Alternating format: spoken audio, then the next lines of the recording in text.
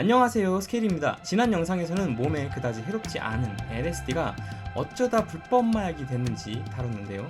안타깝게도 그 이후로 사이키델릭은 거의 40년 가까이 금지됐습니다. 근데 어느 순간 이 분위기가 대반전돼서 오늘날 사이키델릭 르네상스라 불리는 시대가 왔는데요. 이 모든 변화를 불러일으킨 건 한 연구였습니다. 오늘 그 연구를 소개해보겠습니다. 자, 존스 호킨스의 롤랜드 그리피스 교수, 이분은 원래 사이키델릭 연구자가 아니었습니다. 이전 영상에서 향정신성 의약품의 독성과 의존성을 봤죠. 여기 자세히 보면 카페인이 있습니다. 우리가 카페인 중독이라는 말이 익숙하듯이 카페인도 일종의 독성과 의존성을 지닌 약물인 거 이젠 다 알고 있죠. 근데 이전에는 카페인이 그냥 커피나 차의 자연 성분으로만 여겨졌는데요. 그러다가 카페인이 가지는 중독성이나 금단 증상 같은 게 밝혀지면서 카페인도 약물로 인식이 된 겁니다.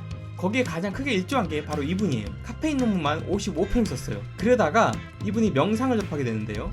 명상에서 새로운 차원의 의식을 느낄수록 기존에 하던 연구가 공허하게 느껴졌다고 합니다. 심지어 다 때려치고 인도에 가서 수행을 할까 생각할 정도로요. 근데 그걸 지켜보던 한 친구가 밥 제시라는 사람을 소개해줍니다. 이분은 유명한 IT 회사인 오라클의 부사장이었던 사람인데요. 근데 그냥 공돌이가 아니라 사이키델릭에 관심이 많은 분이었고 영적인 경험을 위한 위원회, 줄여서 CSP라는 단체도 운영할 정도였습니다. 그리고 밥 제시는 그리피스에게 이 사이키델릭 약물이 가진 영적인 잠재력에 대해 알려줍니다. 그렇게 그리피스는 사이키델릭 연구를 시작하게 되죠. 명상에 대한 관심과 약물 연구 경력이 드디어 합쳐지는 순간이었습니다. 그런데 연구 계획을 제출할 때 신의 한 수로 그리피스는 LSD가 아닌 실로시빈이라는 물질을 이용합니다. 그리고 FDA의 허가를 받아내는데 성공하죠. 실로시빈은 매직 머쉬룸이라고 불리는 버섯에 있는 성분인데요. LSD와 비슷한 작용 원리를 가지고 있어요. 근데 LSD가 히피 문화의 상징처럼 돼서 워낙 부정적 인식이 크다 보니까 잘 안 알려진 실로시빈을 이용한 거죠. 그리고 그렇게 연구 계획이 승인되고 실험이 진행되고 마침내 2006년에 논문이 나옵니다. 논문 제목은 해석하자면은 실로시빈의 고용량 투여가 종교적 경험과 유사한 경험을 유발하고 의미있고 지속적인 긍정적 효과를 일으킨다.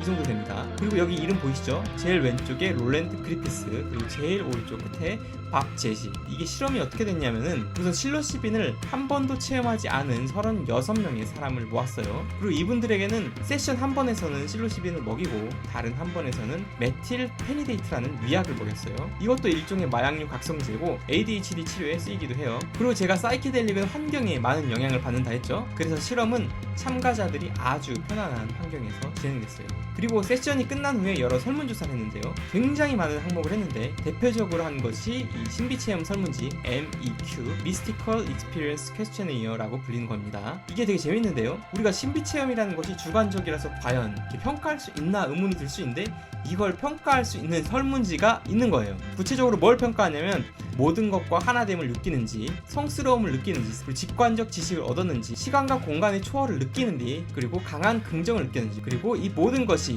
말로 표현이 불가능함을 느꼈는지 이거를 물어봅니다. 그리고 모든 영역에서 10점 만점에 6점 이상의 점수를 받으면은 완전한 신비체험으로 인정되는데요. 보통 이런 완전한 신비체험은 아주 깊은 명상에 빠지거나 또는 임사체험할 때 경험을 하는데 이 실로시빈 먹은 사람들은 36명 중 22명이, 그러니까 60% 정도가 완전한 신비체험을 했다고 합니다. 반면에 위약을 먹은 사람은 4명에 불과했고요. 참고로 여기 이 논문 이저자에 빌 리차드라는 사람이 있어요. 이분 60-70년대에 LSD 연구를 적극적으로 했던 사람입니다. 그리고 이 사람이 신비체험 설문지를 완성했던 사람이기도 해요. 그런데 이 사람이 시대를 뛰어넘어서 몇십 년이 흘러서 임삼당당자로 참여해갖고 진짜 감회가 새로웠다고 합니다. 이렇게 얘기했어요. 사람들 그 소파에 누워서 눈물을 흘리는 모습을 보면서 저는 이 체험이 얼마나 아름답고 성스러운지 생각했어요. 어떻게 이런 게 불법일 수가 있죠? 이건 마치 고딕 양식의 성당이나 일몰을 보는 건 불법으로 규정하는 거라 다름없어요. 그리고 실험은 여기서 끝난 게 아니라 2달 뒤에 다시 경험이 어땠는지 설문조사를 했는데요.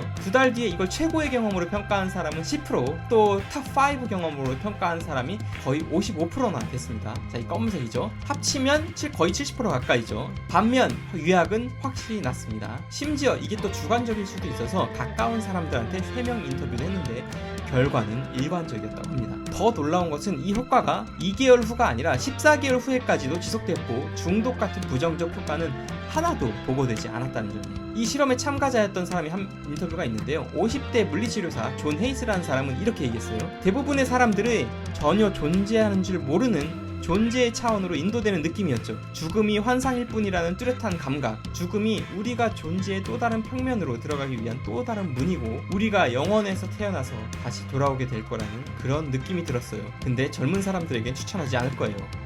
아무튼 이 연구는 학계와 대중 모두에게 큰 반향을 일으켰는데요. 특히 이 연구가 센세이셔널했던 이유는 거의 30년 만에 제대로 이루어진 실험이기도 했을 뿐더러 세계 1위로 손꼽히는 명문 의과대학에서 진행됐다는 점이고요. 또 누가 위약을 먹은지 실험을 진행하는 사람이랑 참여자 모두 모르게 이중 랭검 더블 블라인드로 이루어진 최초의 현대적 사이키델릭 연구였다는 점이에요. 그렇게 그리피스 연구를 시작으로 사이키델릭 연구뿐만 아니라 관심이 전 세계적으로 급속히 확대됐는데요. 그래서 요즘을 사이키델릭 르네상스라고 부릅니다. 우선 연구가 증가했어요. 2000년대 초반에는 전 세계적으로 사이키델릭 논문이 연간에 한두 편 나왔는데 현재는 매년 수백 편이 발표되고 점점 증가하는 추세예요. 주제도 다양해요. 말기암 환자의 불안을 줄이는 데도 사용되고요. 담배 중독, 우울증, 강박장애, 허리 통증, 거식증 등 되게 다양한 병 치료에 테스트되고 있어요.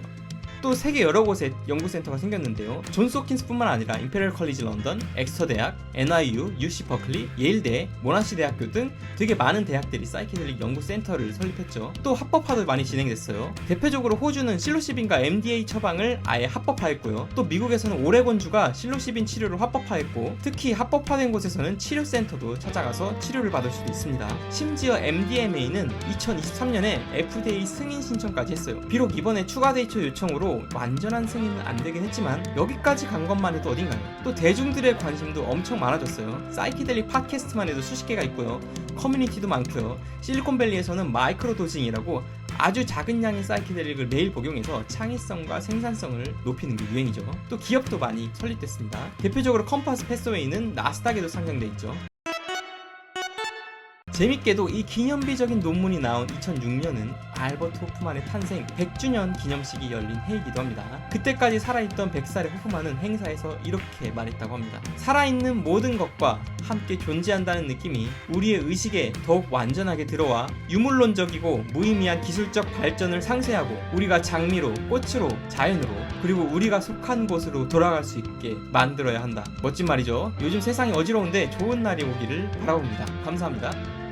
지금 구독하시면 스케일 채널의 초기 구독자였다고 나중에 자랑할 수 있습니다.